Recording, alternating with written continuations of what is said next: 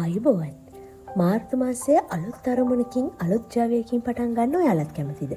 එහෙනම් මේ වීඩියෝ එක ඉවර වෙනකම් බලන්න ඕනි. වසරේ මුල් මාස දෙක ඇසිපිය හෙළන සැරින් ගෙවී අවසන්.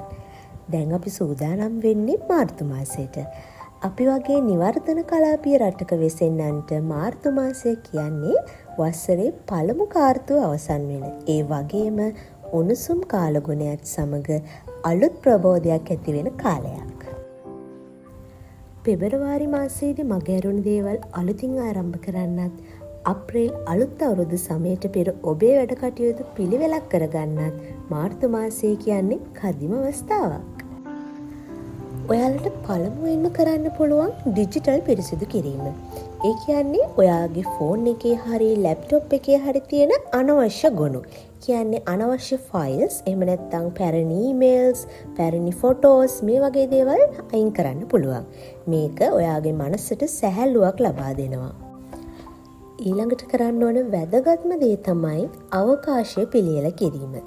ඒ කියන්නේ ඔබේ සේවා ස්ථානය හෝ ඔබේ නිවසේ ඔබේ කාමරය අලුතින් පිළියෙල කරන්න.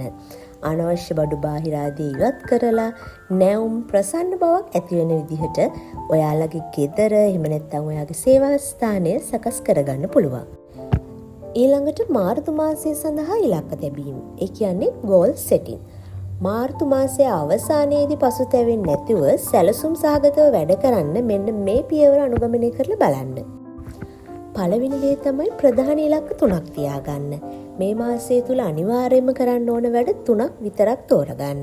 උදාහරණයක් විදිහට සෞඛ්‍ය සම්පන්න ආහාර රටාවකට යොමු වීම, නව ව්‍යායාම ක්‍රමයකට යොමු වීම, ඒ වගේම අලුත් දෙයක් ඉගෙනීම, මේ වගේ ප්‍රධාන වශයෙන් ඔයාට කරන්න ඕන වැඩ 3ක් විතරක් තෝරගන්න. ඊළඟට ඔයාලට පුළුවන් ඔයාලගේ වීක්ලි ප්ලෑන් එකක් හදාගන්න. ඒ කියන්නේ මාසෙට සති 4ක් තියෙනවා නම් මේ මාසේ සති 4 ඔයා කොහොමද ගෙවන්නේ කියලා වීක්ලි ප්ලෑන් එකක් හදාගන්න පුළුවන්. ඒ වගේම ඔයාලට පුළුවන් දෛනික සැලසුමක් ඩේලි ප්ලෑන් එකක් හදාගන්න.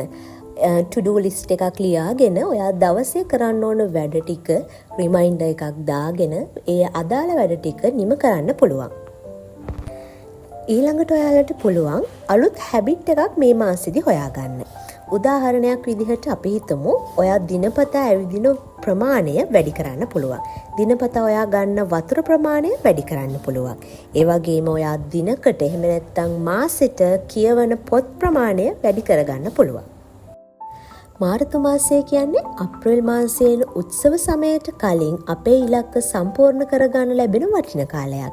ඒ නිසා ඔයා ඔයාගේ කාලය සහ ශක්තිය නිවැරදිව කළමනාකරණය කරගනිමින් මාර්තු මාසය ඔයාගේ ජීවිතයේ සාර්ථකව මාසයක් බවට පත් කරගන්න.